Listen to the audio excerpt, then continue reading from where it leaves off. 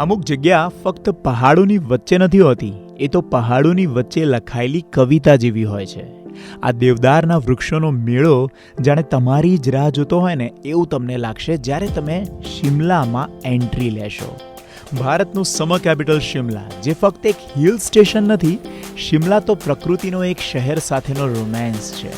અને એમાં પણ વરસાદ, શિમલા અને કોલોનિયલ ટાઈમના સ્ટ્રક્ચર્સ તમને સીધા 50-60 વર્ષ પાછળ લઈ જશે.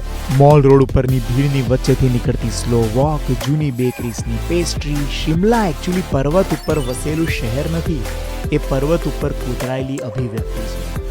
હરિયાળીની સૌથી સુંદર કિતાબ હોય તો એ છે શિમલા. શિમલા રસ્તાઓ કરતાં સીડીઓનું શહેર વધારે છે. અને શિમલા, તમારે એને શહેર કહેવું હોય તો વાંધો નહીં, પણ પહાડ ઉપર ઊભેલું જંગલ છે શિમલા. જ્યાં Indian institute of advance research જેવી બિલ્ડિંગ એ ઇતિહાસની બોલતી તસવીર છે. જ્યાં ભારત પાકિસ્તાનના વિભાજનની પહેલી મીટિંગ થઈ હતી.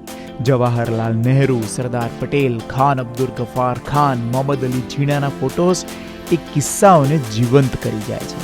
કોઈકે બહુ સરસ કહ્યું છે, સમજના થોડા મુશ્किल हो गया, પહાડો કી ખૂબસૂરતી સે મુझे ઇશ્ક હો ગયા. કહેવાય છે ને, જીવનમાં જ્યારે પણ રોમેન્સની વાત થઈ હશે ત્યારે એની યાદો અને કિસ્સાઓ શિમલાની વાદીઓમાં થઈને જ નીકળ્યા હશે.